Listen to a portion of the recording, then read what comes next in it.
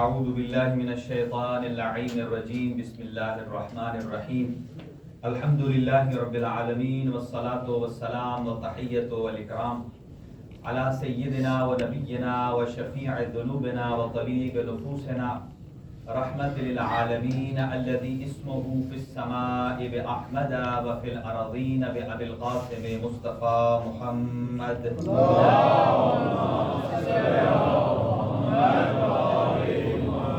أهل بيته الطيبين الطاهرين المعصومين المنتخبين المنتجبين لا سيما على بقية الله الأعظم روحي وأرواح العالمين لتراب مقدمه الفداء عجل الله تعالى فرجه الشريف وسهل الله تعالى مخرجه الشريف ولعنة الله على أعدائهم أجمعين من يومنا هذا إلى قيام يوم الدين أما بعد فقد قال الله الحكيم في كتابه المتين بسم الله الرحمن الرحيم ويقول الذين كفروا لست مرسلا قل كفى بالله شهيدا بيني وبينكم صدق الله العلي العظيم.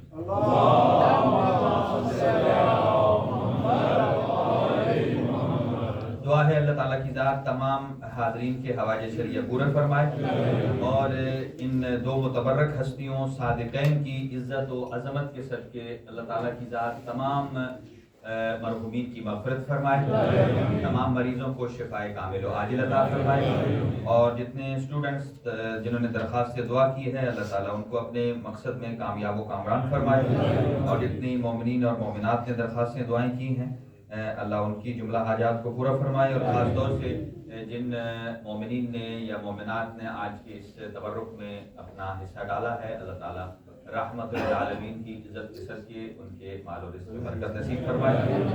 جناب سید شبر رضوی صاحب کی خالہ زاد ہیں سید ذوالفقار حسین و سید اقبال حسین، وہ اس جہان فانی سے کوچ کر گئے، اللہ ان کے درجات بلند فرمائے اور جوار سید الشہداء میں جگہ نصیب فرمائے اور امام زمان اجر اللہ تعالیٰ فرجہ الشریف کا جلد ظہور فرمائے۔ اپنی دعاؤں کی قبولیت کے لیے ایک باواز بلند صلوات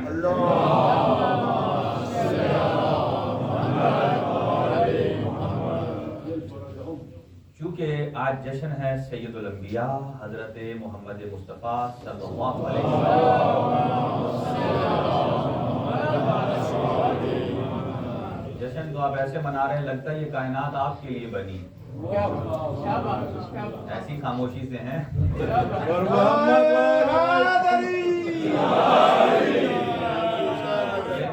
فخر سے اتنے ٹھاٹ باٹ سے بیٹھ کر خاموشی سے کہ یہ کائنات آپ کے لیے بنی ہے، بہرحال یہ کائنات جس ہستی کے لیے بنی ہے اس ہستی کی شان کے مطابق بھی صلوات پڑھیے آپ۔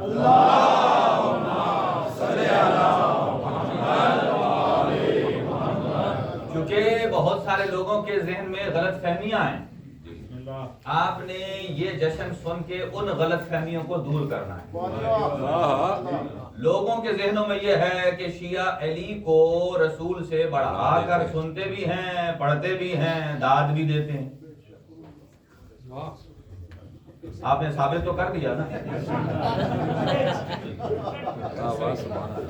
کہ علی کا ذکر آئے بولتے بھی ہیں، ہمیشہ وہی پڑھتے ہیں، تو کیا سید الانبیاء کا جب تذکرہ ہوتا ہے تو یہ آگے سے بولتے نہیں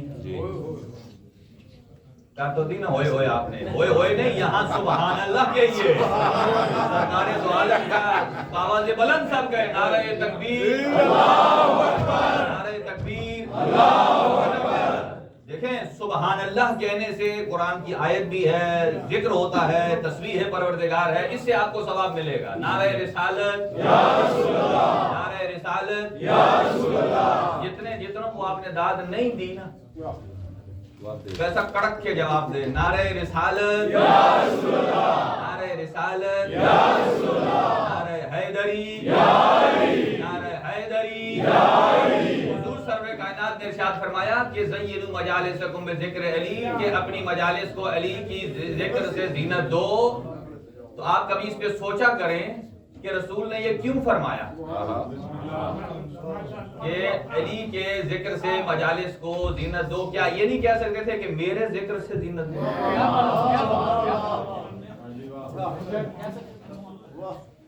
تو جو لوگ کہتے ہیں کہ علی کو زیادہ داد دیتے ہیں، نعرے حیدری مارتے ہیں، ان سے کہو پہلے رسول سے پوچھو تو انہوں نے کیوں نہیں کہا کہ زینوا مجالسکم بذکری، میرے ذکر سے اپنی مجالس کو زینت دو؟ ذکر علی کیوں کہا؟ اس لیے کہ ذکر علی منشائے خدا بھی ہے اور منشائے رسول بھی ہے۔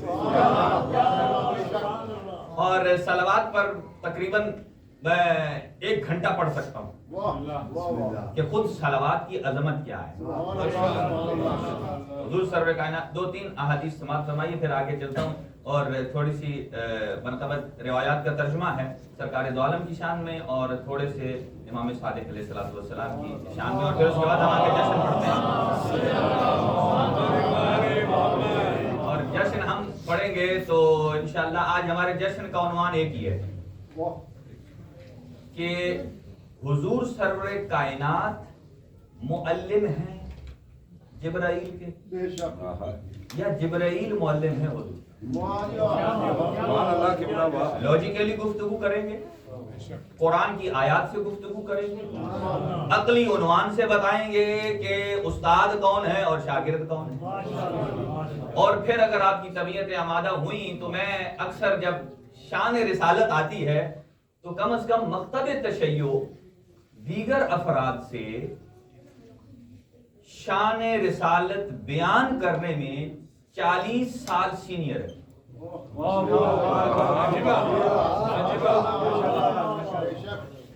40 سال سینئر ہے۔ کیوں؟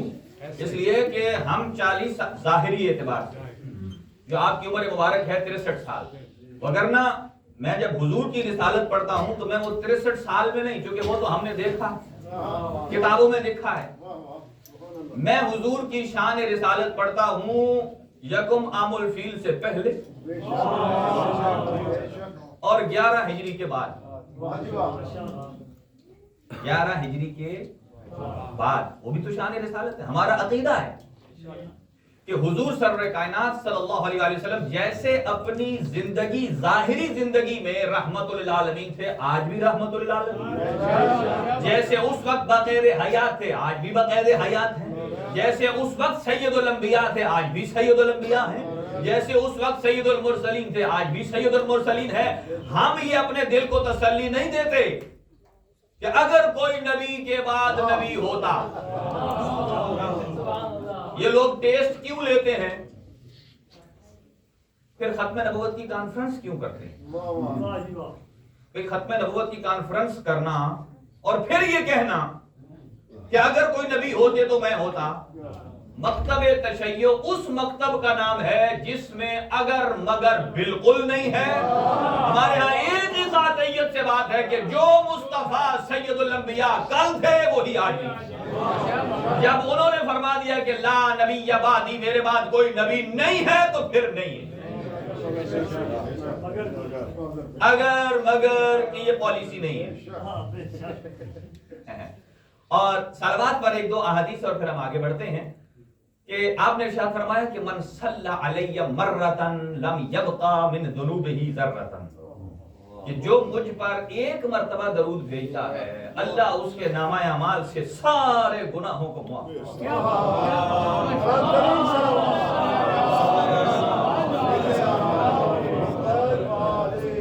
جنہوں نے پڑھی ہے ان کے گناہ معاف، جنہوں نے نہیں پڑھی ان کے لیے ایک اور۔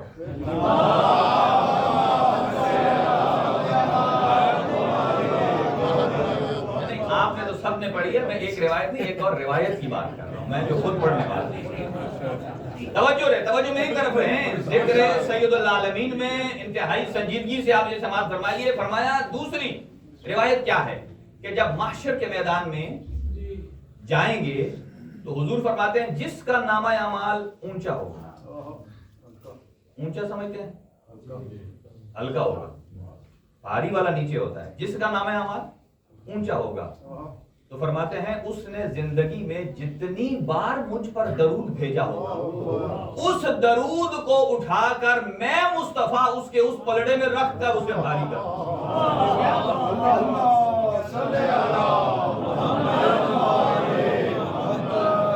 اور اگر ہوئی ہماری درود تھوڑی تو حضور کیا رکھیں گے؟ پھر فرمایا جب حضور معراج پر تشریف لے گئے تو انہوں نے ایک فرشتے کو دیکھا جس کے بے پناہ ہاتھ ہیں اور ہر ہاتھ کی بے پناہ انگلیاں ہیں۔ حضور نے جبرائیل سے پوچھا یہ کون ہے؟ کہا یہ وہ ہے کہ جو بارش کے قطروں کا علم رکھتا ہے، اور ایک ون ٹائم بارش کا نہیں، جب سے بارش شروع ہوئی ہے اور جب تک ہوگی اس نے اپنے فنگر پوائنٹس پر رکھا ہوا ہے کہ کتنے قطرے ہو گئے ہیں، کتنے قطرے رہتے ہیں۔ تو کہا پھر اس کو تو کائنات کی کوئی ایسی چیز نہیں ہے جس کا عدد معلوم نہ ہو، حساب نہ ہو۔ تو کہا اسے ذرا پوچھ کے بتائیے کیا کوئی ایسی چیز ہے جو تیرے حساب و کتاب سے بھی باہر ہے؟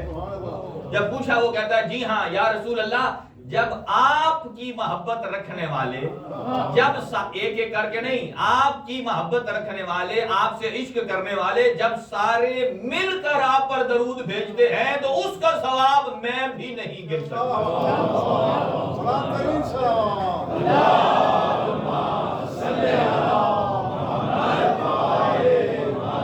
ابھی جیسے میرا شروع نہیں ہوا اس لیے کہ 3 گھنٹے میں نے آپ کو برداشت کیا، اب آپ مجھے برداشت کریں۔ جو ٹاپ کا بند ہے نا میں آخر میں رکھوں گا۔ سنیے حضور سرور کائنات کی شان میں آیات کا، روایات کا ترجمہ ہے کہ آپ کی سب جلوتیں بزم کسا سے پوچھئے۔ جلوت اور خلوت، جلوت وہ ہوتی ہے کہ جب انسان سب میں بیٹھا ہوتا ہے، اور خلوت جو بالکل تنہا ہوتا ہے، کہ آپ کی سب جلوتیں بزم کسا سے پوچھئے، آپ کی سب خلوتیں غار حرا سے پوچھئے۔ پھر وہی کر رہے ہیں نا جو میں نے پہلے کہا تھا، آپ کی سب خلوتیں غار حرا سے پوچھئے، آپ کی رحمت ہے کیا خیر النساء بتلائیں گی، آپ کی رحمت ہے کیا خیر النساء بتلائیں گی، اور شجاعت آپ کی شیر خدا سے پوچھئے، شجاعت آپ کی شیر خدا سے پوچھئے، ان کی سانسوں کی مہک لاتی ہے یثرب کی ہوا، حضور کی ان کی سانسوں کی مہک لاتی ہے یثرب کی ہوا، ان کی باتوں کا مزہ باد صبا سے پوچھئے، ان کی باتوں کا مزہ باد صبا سے پوچھئے، ان کی نرمی پوچھئے سارے گلابوں سے کبھی، ان کی نرمی پوچھئے سارے گلابوں سے کبھی، ان کے لہجے کا غضب کوہ صفا سے پوچھئے، ان کے لہجے کا غضب کوہ صفا سے پوچھئے، عاجزی پر ان کی 100 جاں سے فدا فرش زمین، اور بلندی کیا ہے یہ عرش علا سے پوچھئے، بلندی کیا ہے یہ عرش علا سے پوچھئے۔ اب آسان، آپ کی زلفیں ہیں کیا، آپ کی زلفیں ہیں کیا واللیل سے سنیے کبھی، قرآن کہتا ہے آپ کی زلفیں ہیں کیا واللیل سے سنیے کبھی، آپ کا چہرہ ہے کیا والشمس والضحا سے پوچھئے، قرآنی آیات سے آپ کا چہرہ ہے کیا والشمس والضحا سے پوچھئے، منظر معراج پیغمبر بتائیں گے علی، منظر کسے کہتے ہیں، منظر معراج پیغمبر بتائیں گے علی، مقصد معراج پیغمبر خود خدا سے پوچھئے، آئیے ابو طالب کی شان، آئیے دہلیز ابو طالب پہ آئیے، آئیے دہلیز ابو طالب پہ آئیے، نعت کا معنی، نعت کیا ہوتی ہے، نعت کا معنی اسی حق شنا سے پوچھئے، کہ جو پہلے نعت خواں ہیں رسول خدا صلی اللہ علیہ وسلم کے۔ اب امام صادق علیہ السلام کی خدمت میں اور پھر آگے بڑھتے ہیں کہ جبین علم پر دیکھا جمال جعفر صادق، جبین ماتھے کو کہتے ہیں، جبین علم پہ دیکھا جمال جعفر صادق، یہ ہیڈنگ ہے، اس پر ہی آپ دیکھیں گے ہر جملے کے آخر میں جعفر صادق، نہیں ہے خوبرو کوئی مثل جعفر صادق، کوئی نہیں ہے خوبرو مثل جعفر صادق، جبین علم پہ دیکھا جمال جعفر صادق. اب سنیے، ابھی اذہان سے شبہات کی یہ گرد اترنے دو. شبہات کے لوگوں کے ذہنوں میں بہت سارے سوالات ہیں اور یہ سوال کے جواب ملتے کہاں ہیں؟ دروازہ اہل بیت سے. ابھی اذہان سے شبہات کی یہ گرد اترنے دو، ابھی نکھریں گے اور بھی خد و خال جعفر صادق. ابھی اور بھی نکھریں گے خد و خال جعفر صادق. جہاں تک علم کی سرحد نگاہوں کو دکھائی دے، جہاں تک علم کی سرحد نگاہوں کو دکھائی دے، وہاں تک گونجتی ہے صدائے کیلو کالے جعفر صادق. وہاں تک گونجتی ہے صدائے کیلو کال. کیا ہوتی ہے؟ کال صادق. امام صادق نے فرمایا. اتنی روایات ہیں، امام صادق نے فرمایا. لہذا آج ہم جشن بھی پڑھیں گے، دو ہستیوں کا ہے، لیکن دونوں کا تو کما حق و ادائیگی نہیں ہو سکتی ہے، لیکن ہم شان رسالت بس زبان امام صادق آپ کی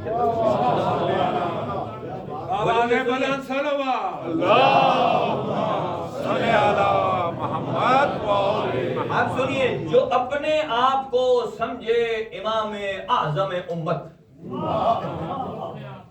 جو اپنے آپ کو سمجھے امام اعظم امت، تو رکھ دو اس کے آگے ایک سوال جعفر صادق.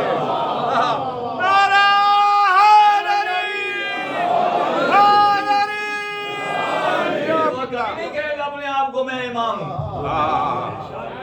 جو اپنے آپ کو سمجھے امام اعظم امت، تو رکھ دو، اور کچھ نہ کہنا، رکھ دو اس کے آگے ایک سوال جعفر صادق. آگے، دل بے نور میں ایک روشنی سی پھیل جاتی ہے. دل بے نور میں ایک روشنی سی پھیل جاتی ہے، ہمیں جس وقت آتا ہے خیال جعفر صادق. ہمیں جس وقت آتا ہے خیال جعفر صادق. اب یہ عقیدہ ہے جو امام صادق نے بیان فرمایا ہے کہ نہ ہم تفویض کے قائل ہیں، نہ جبر کے قائل ہیں، درمیان میں ایک راستہ ہے، الامر بین الامرین. نہ ہم تفویض کے قائل، نہ کوئی جبر سے رشتہ. نہ ہم تفویض کے قائل، نہ کوئی جبر سے رشتہ، کہ ہم ہیں حاملان اعتدال جعفر صادق.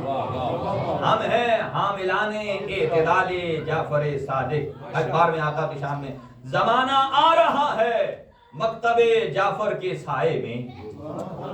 آئے گا زمانہ کہ جب صادق آل محمد کی آوازیں گونجے گی.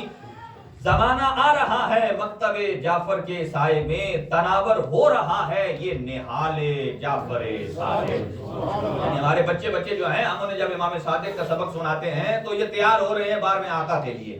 اب آخری سنیے، اب کچھ اور بھی گرہیں کھلیں گی علم کی. اب کچھ اور بھی کھلیں گی گرہیں علم کی. ابھی پردے میں پنہاں ہے کمال جعفر صادق.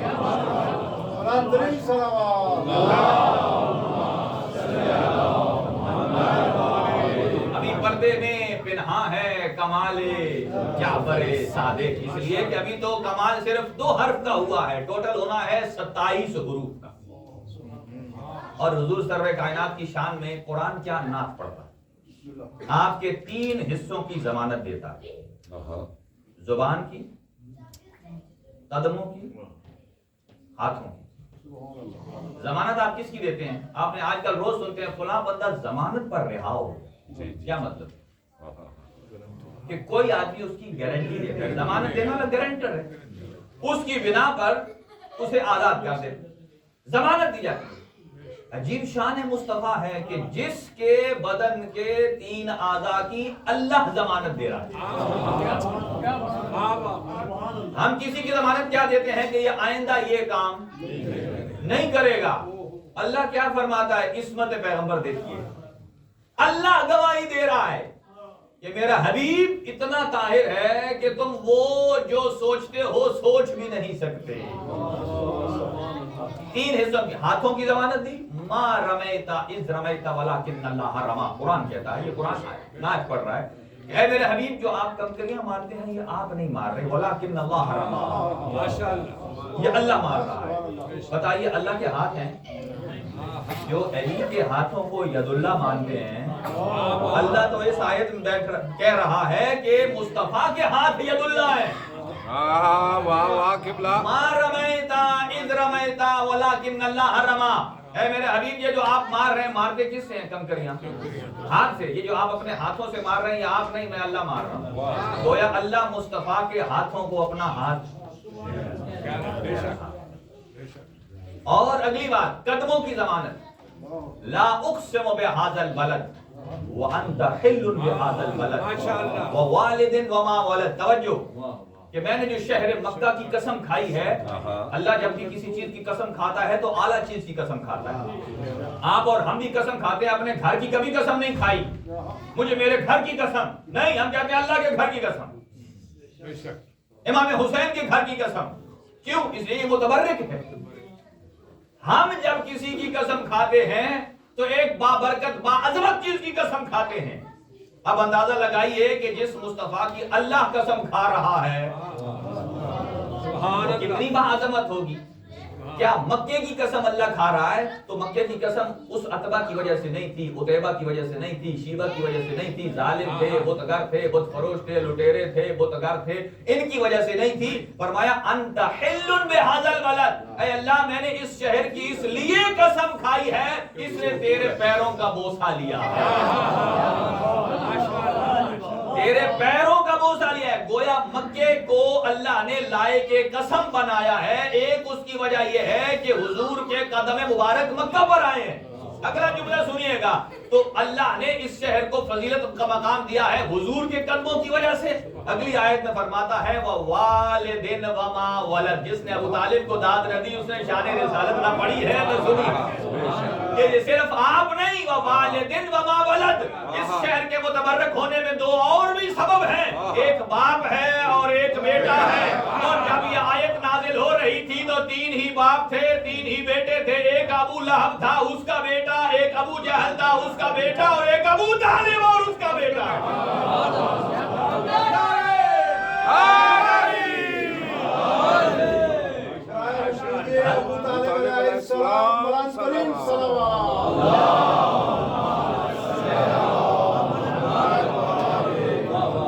دیکھیں حضرت ابو طالب علیہ السلام کی شان کتنی عظیم ہے کہ دنیا کو 40 سالہ ابو طالب کی نگرانی یاد نہیں ہے کہ کون ابو طالب۔ دیکھیں اللہ تعالیٰ قرآن مجید میں کیا فرماتا ہے کہ سارے کے سارے مشرکین اپنی امانتیں کس کے پاس رکھواتے تھے؟ نبی اکرم کے پاس۔ اس لیے کہ زمانے کے مشرک اپنی امانتیں جس پر صادق و امین سمجھ کر رکھواتے ہیں اسے محمد مصطفیٰ کہتے ہیں، اور رحمان اپنی بہترین امانت جس کے پاس رکھوائے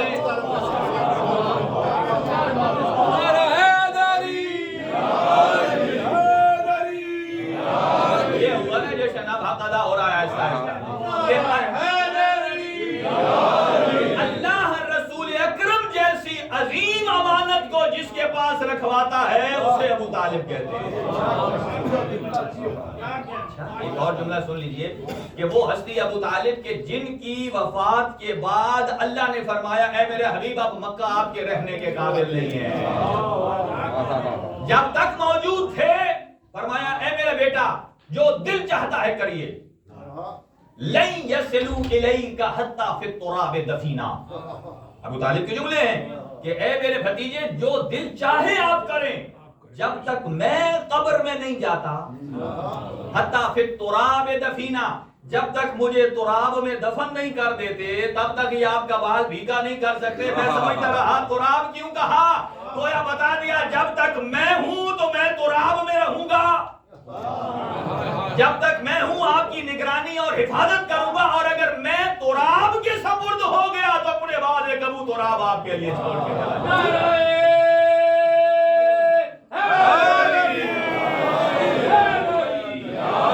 تھوڑی علمی ذرا گفتگو ہو جائے، اور وہ یہ کہ حضرت ابو طالب کی شان کے جملے ہیں کہ آپ وہ ہیں کہ جن کی شان میں نبوت بھی کھڑی ہوتی ہے ہوتے ہیں. رسالت بھی کھڑی ہوتی ہے, امامت بھی کھڑی ہوتی ہے, عصمت بھی کھڑی ہوتی ہے.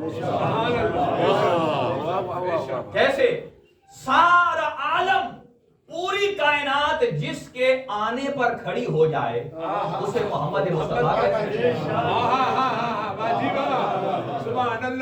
ساری دنیا جب جس کے آنے پر کھڑی ہو جائے احترام میں اسے محمد مصطفیٰ کہتے ہیں. اور محمد مصطفیٰ جس کے آنے پر کھڑے ہو جائیں اسے فاطمہ الزہرا کہتے ہیں. اور فاطمہ الزہرا جس کے آنے پر کھڑی ہو جائیں اسے علی مرتضیٰ کہتے ہیں. اور علی مرتضیٰ جس کے آنے پر کھڑے ہو جائیں اسے ابو طالب کہتے ہیں. گویا ابو طالب کے آنے پر نبوت بھی کھڑی ہوتی ہے, رسالت بھی کھڑی ہوتی ہے, عصمت بھی کھڑی ہوتی ہے, امامت بھی کھڑی ہو جاتی ہے.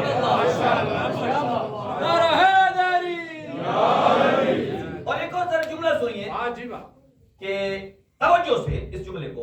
یہ آیت آپ نے سنی ہے, زبان کی ضمانت اللہ نے دی, وما ينطق عن الهوى, کہ حضور میری اجازت کے بغیر نہیں بولتے, جو بولتے ہیں وہ مرضی حضور کی. اس جملے کو ایک طرف رکھیں کہ حضور جو بولتے ہیں, ذرا ذہن میں سوچیں اور اس کا مزہ لیں کہ جو حضور بولتے ہیں وہ مرضی ہے, اپنی مرضی نہیں. اب دوسری طرف آ جائیے, ایک سینس دے رہا ہوں, ایک تھوڑا ایک لمحہ فکریہ ہے. تو گویا حضور جب بھی بولتے ہیں زبان وحی سے. تھوڑی دیر سوچئے, ادھر جب حضرت, میں نے کہا تھا نا مولا علی کی شادی آپ نے پڑھی, رسول پاک کی شادی میں سنا تھا. جب پھر ذہن میں رہے, وما ينطق عن الهوى, بولتے ہیں مرضی الہی سے, اپنی مرضی نہیں ہے. اور ادھر سے جب بی بی خدیجہ رشتہ بھیجتی ہیں, توجہ, رشتہ بھیجتی ہیں تو حضور کیا فرماتے ہیں, میں اپنے چچا سے مشورہ کروں. نہیں سمجھے آپ, اپنی باتوں میں لگے رہے. وما ينطق عن الهوى, جو کچھ کہتے ہیں مرضی الہی سے کہتے ہیں. اور جب رشتے کی بات آئی ہے تو میں اپنے چچا سے پوچھوں گا. اس کا مطلب یہ ہے کہ کوئی نہ کوئی ذات مصطفیٰ اور اللہ کے درمیان ایسی مقدس ہستی بھی موجود ہے کہ کبھی اتنی با اعتماد ہے کہ جب کوئی مسئلہ آتا ہے. اسی لیے شیخ صدوق علیہ الرحمہ نے لکھا ہے کہ حضرت عبد المطلب اپنے زمانے کی حجت تھے اور حضرت ابو طالب اپنے زمانے کی حجت. اچھا, ایک اور آیت سنیے, قرآن کہتا ہے وَوَجَدَكَ عَائِلًا فَأَغْنَى. ایک اور مقام پہ أَلَمْ يَجِدْكَ يَتِيمًا فَآوَىٰ, کیا آپ یتیم تھے تو ہم نے آپ کو نہیں پالا. تو بتائیے 40 سال کس نے پالا, کس نے پالا 40 سال؟ حضرت ابو طالب نے. اللہ کیا فرماتا ہے, أَلَمْ يَجِدْكَ يَتِيمًا فَآوَىٰ, کیا آپ کو ہم نے یتیم دیکھ کر ہم نے نہیں پالا, میں نے نہیں پالا. گویا جو کام حضرت ابو طالب نے کیا ہے اللہ اسے اپنی طرف نسبت دے رہا ہے. شان ابو طالب کتنی بلند ہے. وَوَجَدَكَ عَائِلًا فَأَغْنَىٰ, ہم نے آپ کو کیسا پایا, مال کم تھا, ہم نے آپ کو غنی بنا دیا. اور غنی کس کے صدقے بنے؟ حضرت خدیجہ کے صدقے بنے. گویا حضرت خدیجہ اپنا مال دے رہی ہیں, اللہ کہتا ہے ہم نے غنی بنایا. ہم نے غنی بنایا. اچھا, کم از کم وہ جو حضرت ابو طالب کا یقین نہیں کرتے ہیں ان سے میں یہ کہوں گا کہ حضور پر ایمان تو آپ تب لائے جب 40 میں آپ نے اعلان کیا. 40 سال میں جب آپ نے فرمایا میں نبی ہوں تو آپ سارے مسلمان ہوئے. تو گویا حضور کی زندگی کا 40واں سال اور آپ کے اسلام کا پہلا سال, آپ کے اس اسلام کا پہلا سال, تو کم از کم سینئر ہونے کے ناطے تو سینئرٹی بیس پر کسی کا احترام کر لیجئے. حضرت ابو طالب علیہ السلام کم از کم 15 سال ظاہراً اسلام بیان کرنے میں تم سے سینئر ہیں. یہ 40 میں اعلان نبوت ہوا اور 25 سال میں آپ نے عقد رسالت ماپ پڑھا اور اس میں بڑا توحید خدا کیا ہے, اس نے بتایا کہ نبوت پروردگار کیا ہے, اس نے بتایا کہ امامت کیا ہے, اور آپ کی انگوٹھی کا نقش بھی یہی تھا اور وہ جو نقش ہے نا اتنا بڑا، وہ آپ ہی اسی انگوٹھی پر سکتا ہے. یہ ہے ہی اتنی بڑی. جس مومن نے مجھے گفٹ کی ہے انہوں نے کہا آج آپ نے یہ لگا کے ضرور آپ نے یہ جشن پڑھنا. اور وہ اتنا بڑا عقیدہ حضرت ابو طالب کا تھا نا، انگوٹھی پر لکھا ہوا وہ سارا اسی پر نقش ہو سکتا ہے. حضرت ابو طالب کی انگوٹھی کا نقش تھا رضیت باللہ ربن وبابن اخی محمد النبیہ وبابن علی ولیہ. فرماتے ہیں کہ میں اللہ کے رب ہونے پر راضی ہوں. اسی کو کہتے ہیں لا الہ الا اللہ. بابن اخی محمد النبیہ، اور اپنے بھائی کے بیٹے محمد کے نبی ہونے پر راضی ہوں. اسی کو کہتے ہیں محمد رسول اللہ. اور ابن علی ولیہ، اور اپنے بیٹے علی کی ولایت کا اقرار کرتا ہوں، اس پر راضی ہوں. اسی کو کہتے ہیں علی ولی اللہ. اسی کو کہتے ہیں علی ولی اللہ. اب یہاں بتاتا ہوں کہ حضرت ابو طالب کے 3 اور بیٹے بھی ہیں. ایک کا نام طالب ہے، ایک کا نام جعفر ہے، ایک کا نام عقیل ہے. اچھا، وہ تینوں کے تینوں بیٹے علی کے ساتھ سگے ہیں، باپ میں بھی اور والدہ میں بھی. یہ جملہ سننے کے بعد آپ کبھی نہیں کہیں گے کہ سارے برابر ہیں، کہ یہ تینوں بھائی امیر المومنین کے ساتھ والد والدہ دونوں میں سگے ہیں. تو جب یہ 3 جو ماں باپ میں بھی علی کے ساتھ شریک ہیں، جب یہ علی جیسے نہیں،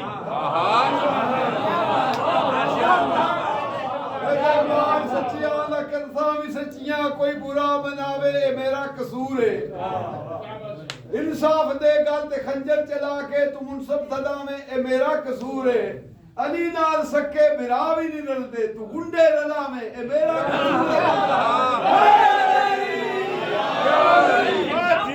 ایگزامپل دیتا ہوں اپنے نوجوانوں کو ایگزامپل دے رہا ہوں، اور بڑی آسان سی ایگزامپل ہے. دیکھیں ہمارا کلمہ کیا ہے، پڑھے لا الہ، پہلا پارٹ لا الہ، دوسرا، تیسرا، ساتھ اس کی پہلی وضاحت. یہ پہلی وضاحت ہے مسیح رسول اللہ کے، رسول خدا کے مسیح ہیں. یہی دلالت کرتا ہے کہ ہم ختم نبوت کے قائل ہیں جی،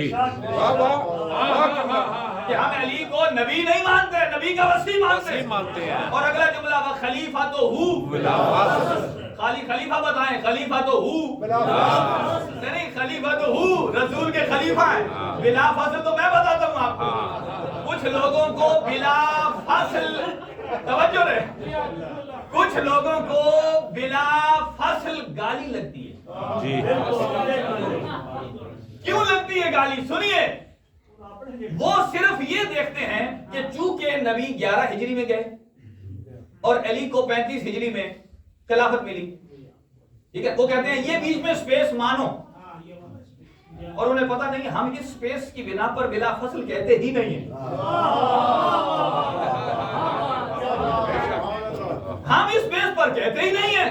آپ کہیں گے کس وجہ سے نہیں کہتے؟ اس وجہ سے نہیں کہتے، ہم تو نبی اکرم صلی اللہ علیہ وسلم کی حدیث پر مانتے ہیں، اعتبار کرتے ہیں. اور امام صادق نے بھی یہ فرمایا کہ رسول خدا نے کہا خلقت انا وعلی من نور واحد، میں اور علی دونوں ایک نور سے ہیں. جب ایک نور کے 2 حصے ہیں، ہماری نظر تو اس نور پر ہے کہ جہاں مصطفیٰ ہے وہی مرتضیٰ ہے.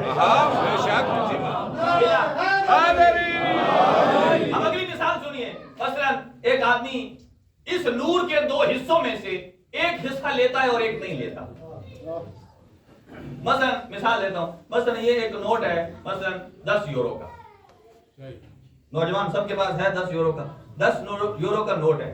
آپ کسی دکان پر بھوک لگتی ہے، سینڈوچ کے لیے جاتے ہیں، دکان پر جائیں، وہ اگر آپ کو 5 یورو کا سینڈوچ چاہیے ملتا ہے، جو خیر ایگزامپل ہے 5، تو آپ کے پاس چینج نہیں ہے، آپ اسے سینڈوچ بنوا لیں. آپ کے پاس کتنے ہیں؟ 10 ہے نا. یہ نعرہ آپ نے لگانا ہے، نتیجہ جب سمجھ آ جائے گی تو پتہ چلے گا.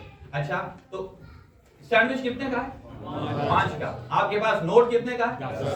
آپ اسے کہیں یار میرے پاس تو کچھ نہیں ہے، یہ لے 5.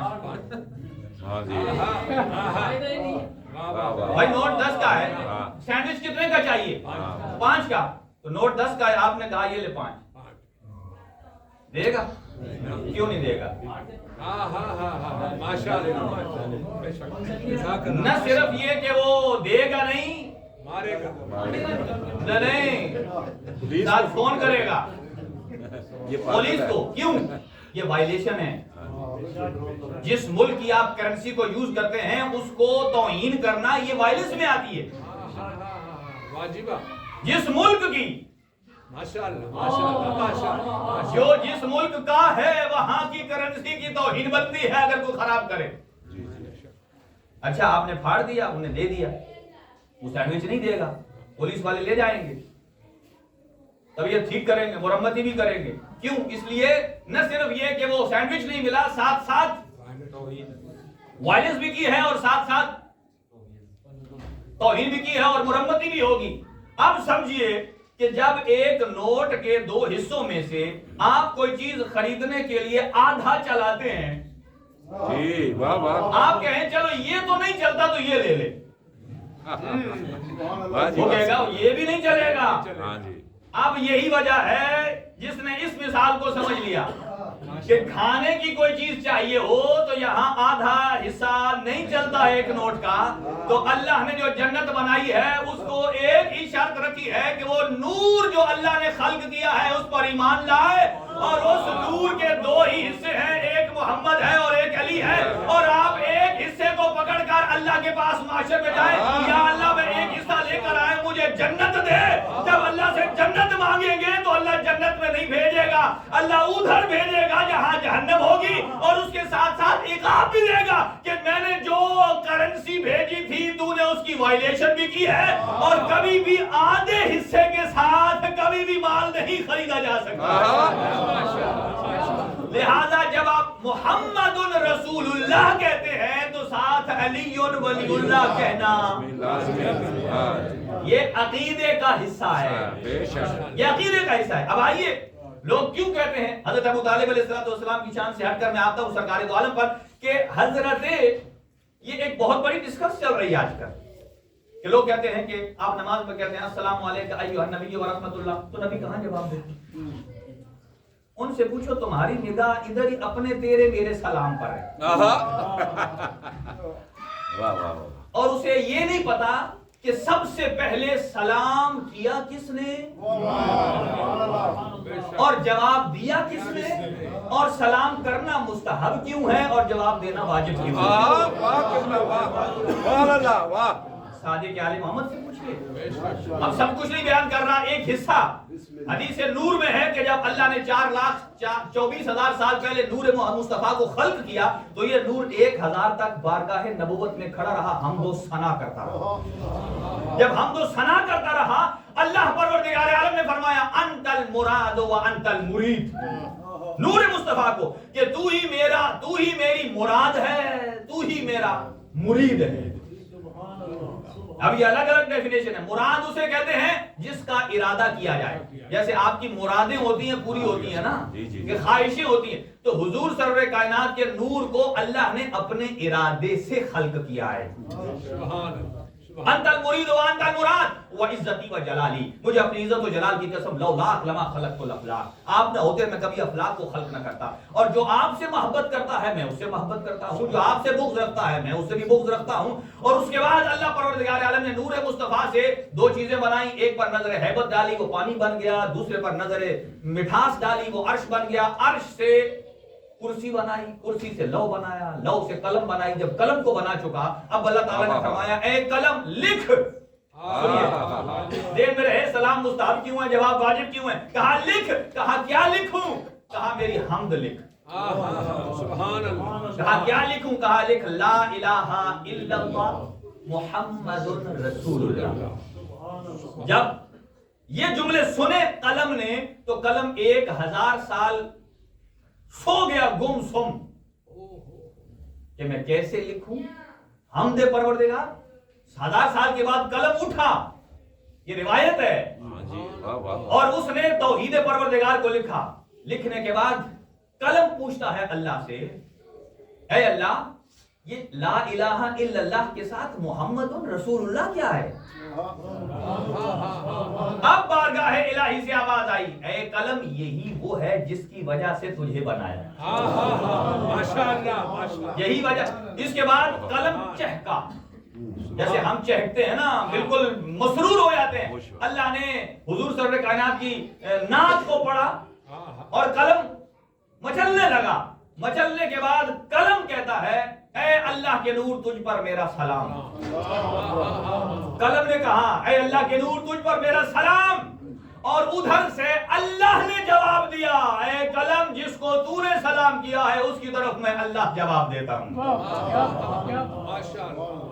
یہ روایت کے جملے ہیں کہ اس کے بعد سلام کرنا مستحب ہے اور جواب دینا واجب ہے۔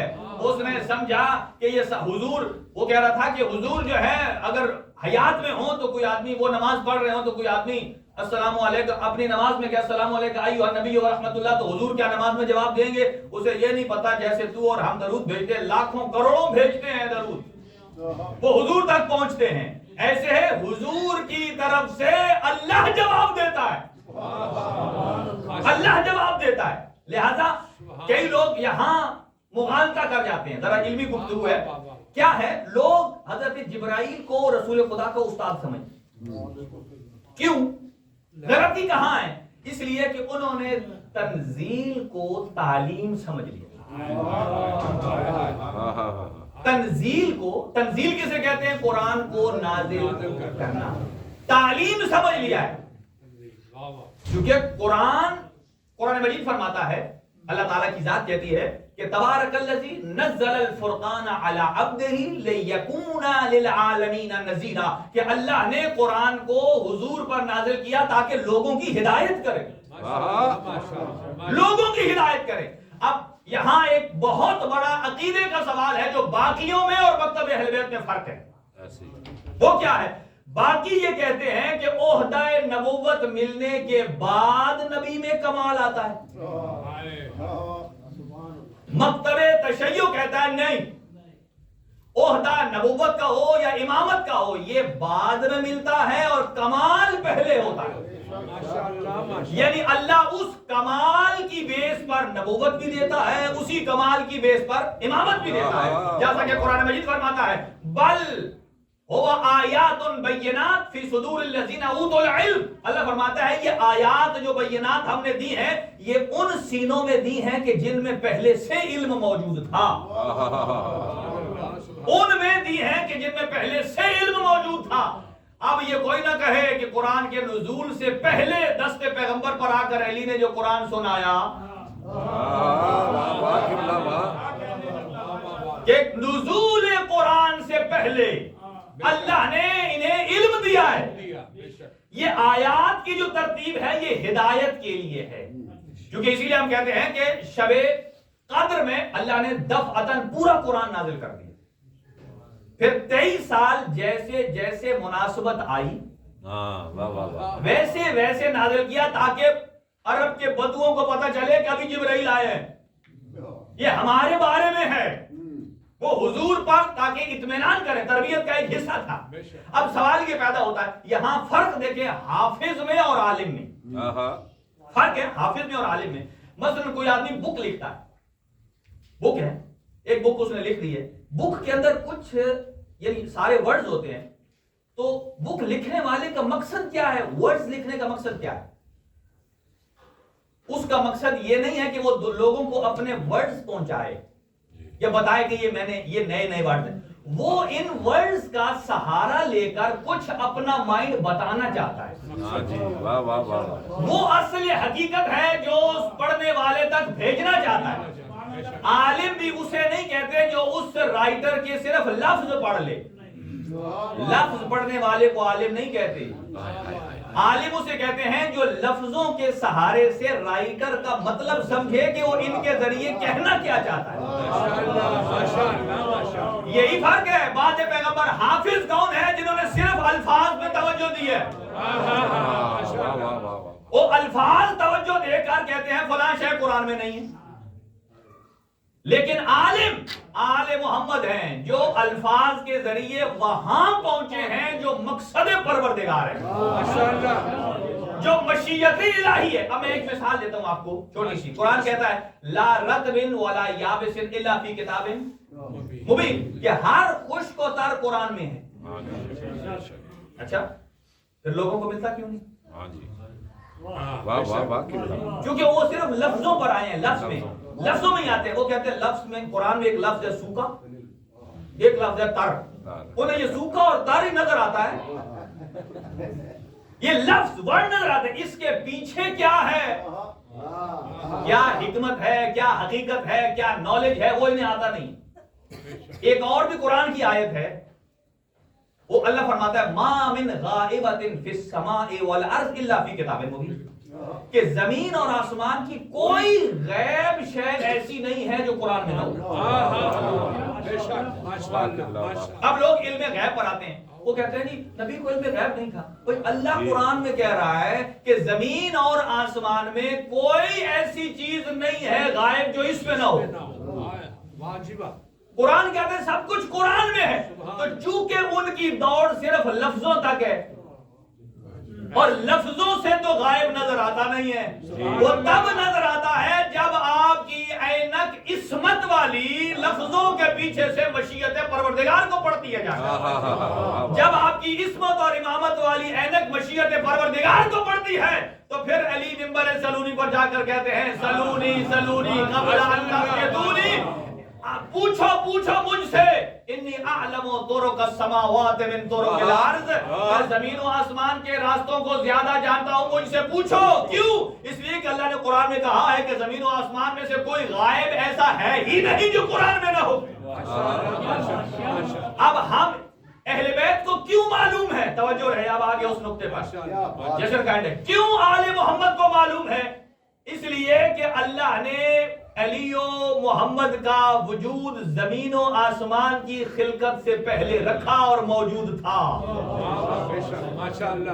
موجود تھا، اور موجودگی کی اہل سنت کے عالم ہیں وہ یہاں لکھتے ہیں کہ اللہ نے جب پہلی مخلوق کو خلق کرنے کا ارادہ کیا تو نور مصطفیٰ کو خلق کیا.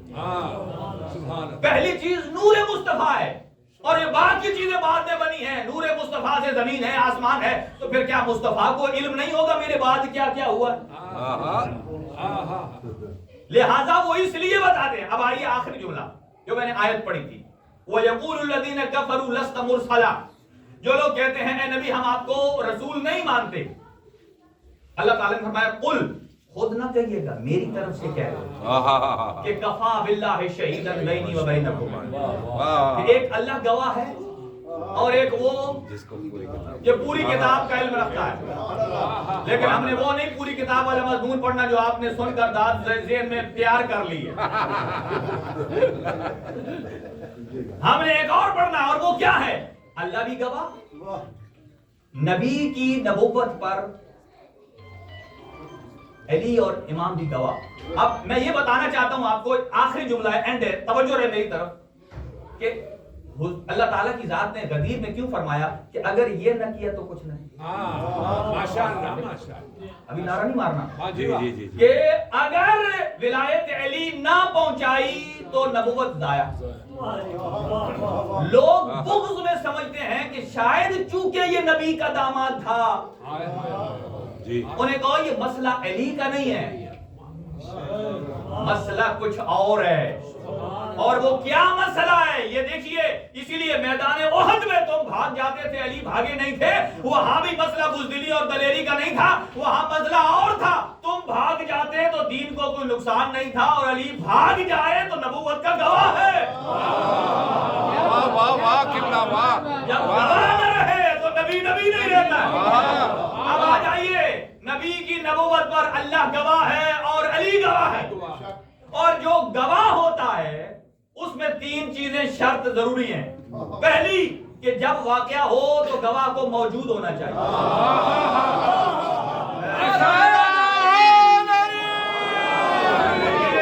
دکھ ہوگا اگر آپ نے یہ جملہ نہ سمجھا.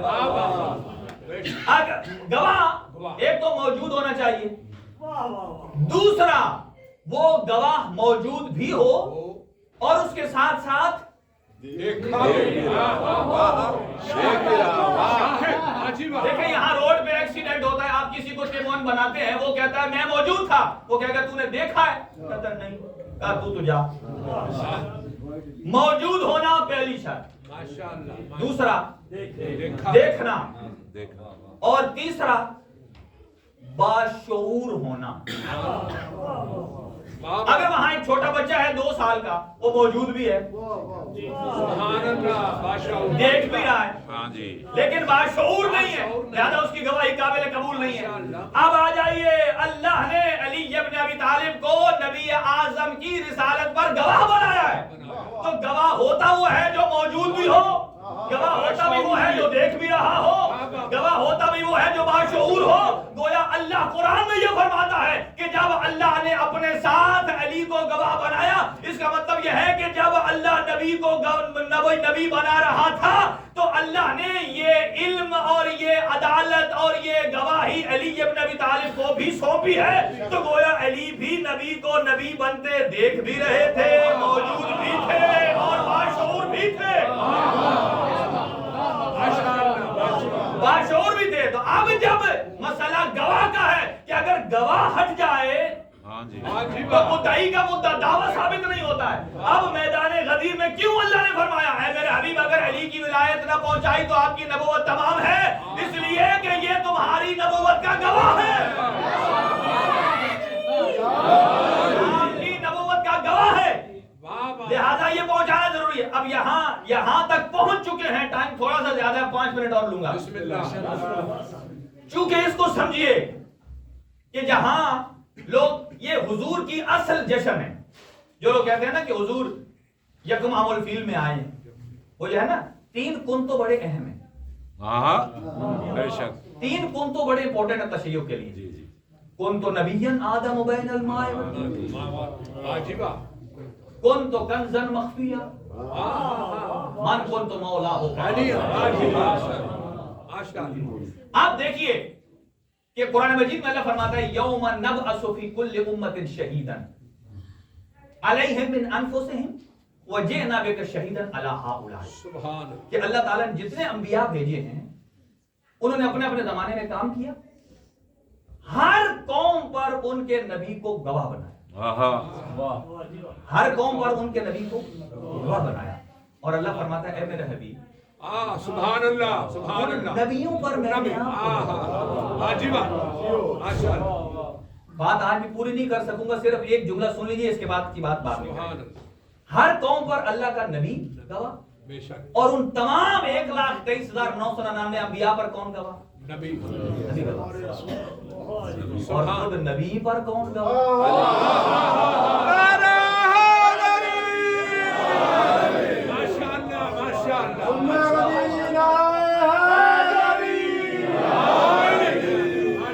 ہر قوم پر ہر نبی گواہ, اور ہر نبی پر مصطفیٰ گواہ, اور مصطفیٰ پر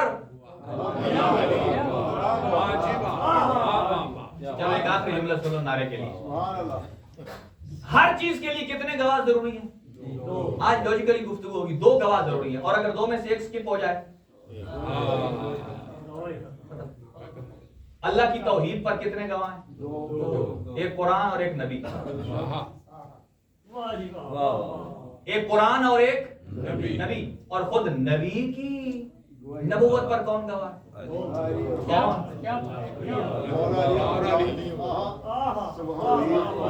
ایک اللہ ہے اور ایک علی ہے. گویا قرآن اللہ کا ہی ہے. ہر چیز پر 2 گواہ. امام علی کی امامت پر کون گواہ؟ ایک قرآن ہے ایک حسن. امام حسن کی امامت پر کون گواہ؟ قرآن اور حسین. امام حسین پر کون گواہ؟ قرآن اور زین العابدین. امام زین العابدین پر کون؟ قرآن اور محمد باقر. محمد باقر پر بھی 2 گواہ, کون؟ قرآن اور جعفر صادق. اور جعفر صادق پر بھی 2 گواہ, قرآن اور موسیٰ کاظم. موسیٰ کاظم پر بھی 2 گواہ, قرآن اور امام رضا. اور امام رضا پر بھی 2 گواہ, قرآن اور محمد تقی. محمد تقی پر بھی 2 گواہ, قرآن اور علی نقی. دونوں معصوم ہیں. علی نقی پر بھی 2 گواہ, قرآن اور حسن عسکری. اور حسن عسکری پر بھی 2 گواہ ہیں, قرآن اور امام زمان. اب سمجھو امام زمانہ پر کون سے دو گواہ چاہیے؟ اس کے بعد تو کوئی امام نہیں ہے، اسی لیے اللہ نے عیسیٰ کو اٹھا کے رکھا ہے۔ میرے بارے آقا پر ایک قرآن دلیل ہے اور ایک حضرت عیسیٰ کا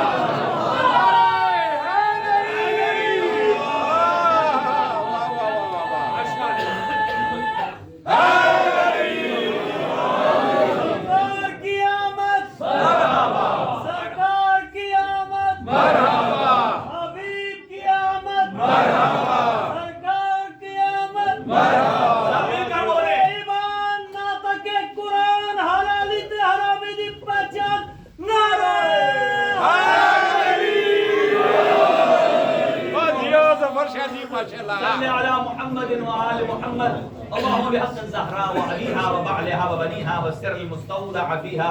آج بہرحال جشن وہ گرما گرمی نہیں رہی، لیکن بہرحال ایک علمی گفتگو تھی۔ کوشش ہے کہ ایک علمی انداز سے ہمارے نوجوانوں تک ایک چیز پہنچ جائے۔ اللہ تعالیٰ صادقین کے صدقے میں ہمارے قلوب کو علوم محمد و آل محمد کی معرفت سے سرشار کرے۔ پروردگار واجبات پر عمل کرنے، محرمات سے اجتناب کی توفیق دلائے۔